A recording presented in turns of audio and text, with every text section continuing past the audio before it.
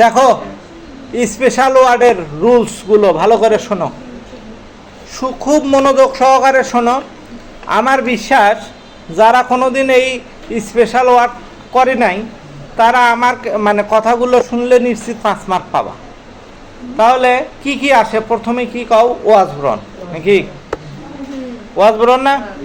ওয়াজবরণ shortcut টেকনিকগুলো শেখো। Shortcut বাক্যের ভিতর যদি দেখো সাবজেক্টের পরেই গ্যাপ আছে, অর্থাৎ ওয়াজবরণটা ভার্ব হিসাবে বসবে। কি হিসাবে? ভার্বের আগে গ্যাপ থাকলে কখনো ওয়াজবরণ বসবে না। এটা কি হিসাবে বসে? ভার্ব হিসাবে। তাহলে কার পর গ্যাপ থাকবে? সাবজেক্টের পর গ্যাপ থাকবে। বাক্যের ভিতর যদি দেখো কোনো সাল বা তারিখ বা কোনো স্থানের নাম দেয়া আছে তাহলে কি বসাবা? ওয়াজবরণ। ক্লিয়ার? শেষ। তারপর have to, has to, had to. এইদিকে শোনো, have to, has to, had to, তিনটা না?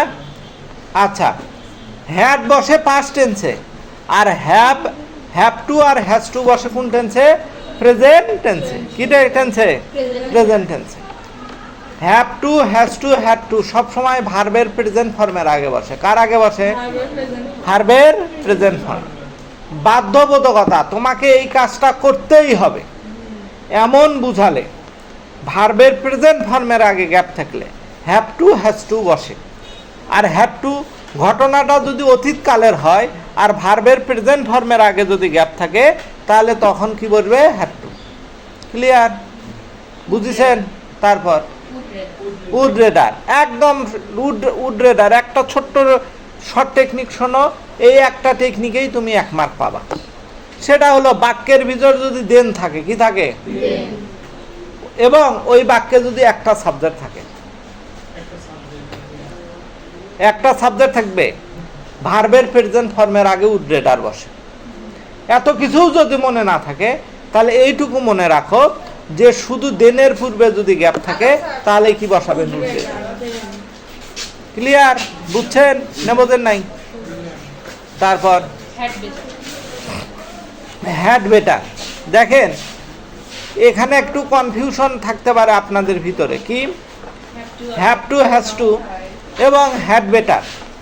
Have to, has to, had two এই তিনটাও বসে ভার্বের প্রেজেন্ট ফর্মের আগে, হ্যাড বেটারও বসে ভার্বের প্রেজেন্ট ফর্মের আগে। তাহলে কখন হ্যাড বেটার বসাবো, কখন হ্যাভ টু, হ্যাজ টু আর হ্যাড টু বসাবো? আমি তো প্রথমেই বলছি বাধ্যবাধকতা বুঝালে have to, has to, had to বসে। হ্যাড বেটার বরং ভালো বুঝালে হ্যাড বেটার বসে। তবে এখানে একটা কন্ডিশন আছে। শর্তটা কি? হ্যাড বেটার সেই সকল বাক্যে বসে যেই বাক্যে প্রথমে একটা ডেসক্রিপশন মানে একটা বর্ণনামূলক বাক্য দেওয়া আছে, তারপর আবার একটা বাক্য দিয়ে সেই বাক্যে ভার্বের প্রেজেন্ট ফর্মের আগে গ্যাপ আছে, সেখানে কি বসবে? Had better. আর হ্যাভ টু, হ্যাজ টু প্রথমে কোনো বর্ণনামূলক বাক্য দেওয়া থাকবে না, ডাইরেক্ট প্রথম বাক্যেই তোমার সাবজেক্টের পর এবং ভার্বের প্রেজেন্ট ফর্মের আগে গ্যাপ থাকবে। কথাটা ক্লিয়ার হচ্ছে? তারপর কও লেট অ্যালং। এটা খুবই ইন্টারেস্টিং একটা নিয়ম।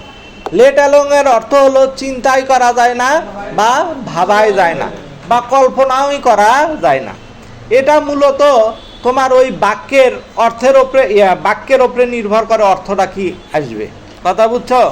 এখন তোমার শূন্যস্থানের আগে যে ওয়ার্ডটা আছে তার চাইতে পরিমাণে বেশি ওয়ার্ড। পরিমাণে কি? এই সাইডে 10টা ওই সাইডে 20টা এমনটা না। ধরো সে বাংলাতেই কথা বলতে পারে না, ইংরেজিতে চিন্তাই করা যায় না।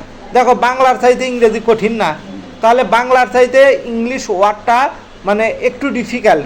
এই দিক থেকে আমি বুঝেছি যে এদের চাইতে পরিমাণে বেশি। আবার সে 1 কিলোমিটারই দৌড়াতে পারে না, 10 কিলোমিটার তো চিন্তাই করা যায় না। এই রকম বাক্যে কি বসে? Let alone. বুঝিস? তারপর অ্যাজ সুন অ্যাজ, ভালো করে বোঝো। অ্যাজ সুন অ্যাজ আমি একটা নিয়মে তোমাদের বললাম দেনের পূর্বে গ্যাপ থাকলে কি বসে? Would rather. এটা শর্টকাট। এটা এই নিয়মের ক্ষেত্রেও ঠিক একই কথা, দেনের পূর্বে গ্যাপ থাকলে অ্যাজ সুন অ্যাজ বসে। তাহলে এখন তুমি হয়তো বলবা স্যার তাহলে কেমনে বুঝবো কখন আমি উড রেডার বসাবো আর কখন অ্যাজ সুন অ্যাজ বসাবো। ভালো করে শোনো, উড রেডার অবশ্যই দেনের পূর্বে গ্যাপ থাকলে উড রেডার বসে, কিন্তু ওই বাক্যে সাবজেক্ট থাকবে একটা, আর দেনের পূর্বে গ্যাপ থাকলে নো সুনার হ্যাড বসে। এই বাক্যের সাবজেক্ট থাকবে কয়টা? দুইটা। অর্থাৎ দেনযুক্ত দেনের আগে যদি গ্যাপ থাকে তাহলে নো সুনার হ্যাড তখনই বসাবো যখন দেখবো সাবজেক্ট আছে দুইটা, আর যদি একটা সাবজেক্ট থাকে তাহলে উড রেডার। ঠিক আছে? তারপর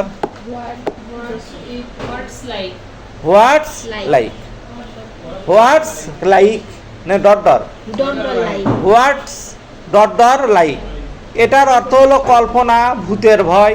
মনে মনে কল্পনা করিচ্ছ যে আমি যদি রাজা হতাম তাহলে কেমন হতো, এই রকম।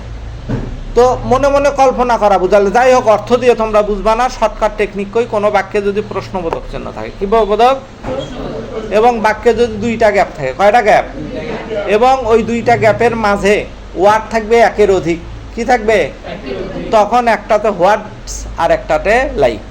আবার পক্ষান্তরে what does dot dot look like, ওই একই নিয়ম, এটাও অর্থ হলো ভূতের ভয়, কল্পনা। এখানে আবার কি সূত্র, ওই একই সূত্র, প্রশ্নবোধক চিহ্ন থাকবে, দুইটা গ্যাপ থাকবে, মাঝখানে ওয়ার্ড থাকবে কয়টা, একটা। যদি একটা ওয়ার্ড থাকে তাহলে what does dot dot look like, আর যদি প্রশ্নবোধক চিহ্ন দুইটা গ্যাপ আর মাঝখানে একাধিক ওয়ার্ড থাকে তাহলে হোয়াটস ডট ডট লাইক। তারপর দিয়ার, এখানে একটা কথা আছে, দিয়ার সাবজেক্ট হিসাবেও বসে আবার ইটও সাবজেক্ট হিসাবে বসে। এখন দিয়ার আর ইটের মধ্যে পার্থক্য শোনো, কখন দিয়ার বসাবো। দিয়ারটা কখন বসে, তোমার শর্টকাট আগে কই, শর্টকাট কি কি, দিয়ার বসে ভার্বের পাস্ট ফর্মের আগে। যেমন ওয়ান্স দিয়ার লিভড এ ওল্ড কিং, লিভের সাথে কি যোগ আছে, ইডি, তাই তো, পাস্ট ফর্ম না, তাহলে পাস্ট ফর্মের আগে কি বসে, তোমার দেয়ার বসে। আচ্ছা, আর চারটে জিনিসের আগে দেয়ার বসে, is are was were, is are. এখন কথা হলো ইজ আর ওয়াজ ওয়ারের আগে ইটও বসে, তাহলে কখন আমরা ইজ আর ওয়াজ ওয়ারের আগে দেয়ার বসাবো, কোনো সেন্টেন্সের উপরে নিচে সামনে পিছনে পার্শ্বে কথা উল্লেখ থাকলে কি হয়, দেয়ার হয়। এখন কোনো বাক্যে যদি ইন মানে কি মধ্যে, ইন ফ্রন্ট মানে কি সামনে, তারপরে ব্যাক মানে পিছনে, বিসাইড মানে পার্শ্বে, তাই তো, অন মানে উপরে, আন্ডার মানে নিচে, এই কয়টা ওয়ার্ড যদি, এই কয়টা প্রিপোজিশন যদি থাকে, আর যদি ইজ আর ওয়াজ আর আগে গ্যাপ থাকে তাহলে কি বলবে, দিয়ার। শেষ, দিয়ার শেষ। এইবার আসো ইট, ইটেরটা শিখলে তুমি দিয়ারটা এমনি পাবা। ইটটা কখন বসে, ইট বসে জড় বস্তু বুঝালে, কি বুঝালে, ইতর প্রাণী যেগুলো প্রাণী সব কিছুই খায়, কাঁচা মাংস, তারপরে উচ্ছিষ্ট পদার্থ, এগুলো খায়। ইতর প্রাণী জড় বস্তু, টেবিল চেয়ার, তাই তো। শিশু বুঝালে, শিশু বুঝছ, যেগুলো শিশুর কোনো বিবেক নাই, গোবর থাকলে গোবরই তুলে মুখে দিবি, তাই তো, এইরকম শিশু বুঝালে। তারপরে সময় বুঝালে, কি বুঝালে, সময় বুঝালে। তারপরে ঋতু বুঝালে, তাই তো, ঋতু বুঝছো, 6টা ঋতু আছে না, এই ঋতু বুঝালে। সময় বুঝালে, আবহাওয়া বুঝালে, আবহাওয়া বুঝতে পারছো, বুঝালে কি বলবে, ক্লিয়ার। তারপর আর কি, আর তো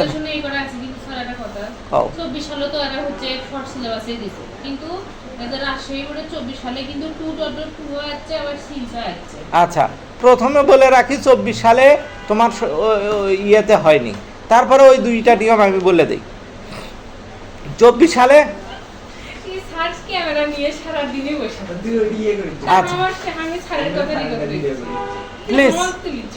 প্লিজ স্যার একটু আমার কথা শোনেন। এখন আমার কথা হচ্ছে 2.2 এই নিয়মটা শোনো। 2.2 এটা নেগেটিভ বাক্যে বসে, কথা বুঝছেন, নেগেটিভ অর্থ প্রকাশ করতে বসে।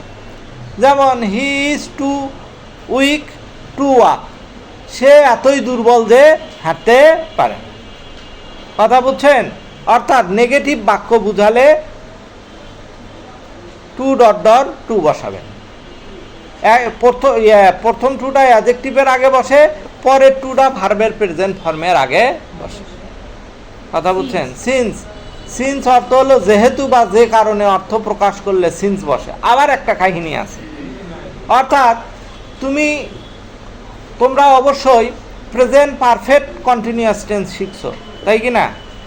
যদি বাক্যটা প্রেজেন্ট পারফেক্ট কন্টিনিউয়াস টেন্সে থাকে, যদি হ্যাভ বিন হ্যাজ বিন থাকে আর মূল ভার্বের সাথে আইএনজি যোগ থাকে, ওই বাক্যে যদি সময়ের আগে গ্যাপ থাকে, সময়ের আগে গ্যাপ থাকে, তবে কি বসে? সিন্স বসে। ক্লিয়ার? বুঝছেন না বোঝেন নাই? অ্যাজ দো অ্যাজ ইফ, ভালো করে শোনেন, শর্টকাট সোজা নিয়ম করছি। অ্যাজ দো অ্যাজ ইফ সব সময় বাক্যের মাঝখানে বসবে, মানে শূন্যস্থানের আগে বাক্যের একটা অংশ থাকবে, শূন্যস্থানের পরেও বাক্যের একটা কি থাকবে? অংশ থাকবে। এখন শূন্যস্থানের আগে যদি ভার্বের প্রেজেন্ট ফর্ম থাকে আর শূন্যস্থানের পরে যদি ভার্বের পাস্ট ফর্ম থাকে, তাহলে অ্যাজ দো অ্যাজ ইফ বসে। আর একটা নিয়ম, শূন্যস্থানের আগে যদি পাস্ট টেন্স অর্থাৎ ভার্বের পাস্ট ফর্ম থাকে আর শূন্যস্থানের পরে যদি পাস্ট পারফেক্ট টেন্স, অর্থাৎ যারা পাস্ট পারফেক্ট চেনো না ঠিকভাবে, তারা মনে রাখবা শূন্যস্থানের আগে পাস্ট ফর্ম পরে হ্যাড, যদি হ্যাড থাকে তাহলে ওই বাক্যে অ্যাজ দো অ্যাজ ইফ বসে। তারপর নো সুনার হ্যাড ডট ডর দেন, এই নিয়ম কিন্তু একটু আগেই করছি। নো সুনার হ্যাড ডট ডর দেন, সংক্ষেপে শর্টকাট যদি তোমাকে নিয়ম কই, নো সুনার হ্যাডের পর গ্যাপ থাকলে দেন বসে, দেনের পূর্বে গ্যাপ থাকলে কি বসে? নো সুনার হ্যাড বসে। 1 মিনিট, তুমি যেটা কবা তুমি বলবা হচ্ছে no sooner had dot dot than, দুটোই আছে। যখন দেখবা প্রথম দুইটা শূন্যস্থান আছে, মাঝখানে একটা গ্যাপ আছে, একটা শুরুতেই আছে, ওই শুরুতেই যে গ্যাপটা আছে ওই অংশের ভার্ব হবে পাস্ট পার্টিসিপল আর পরের অংশের ভার্ব হবে পাস্ট ফর্ম। অর্থাৎ শূন্যস্থানে প্রথম যে শূন্যস্থান থাকবে ওই শূন্যস্থানে ভার্ব যদি পাস্ট পার্টিসিপল থাকে আর পরের শূন্যস্থানের পরে যদি ভার্বের পাস্ট ফর্ম থাকে, তাহলে প্রথম শূন্যস্থানে নো সুনার হ্যাড, পরের শূন্যস্থানে দেন বসে। কও।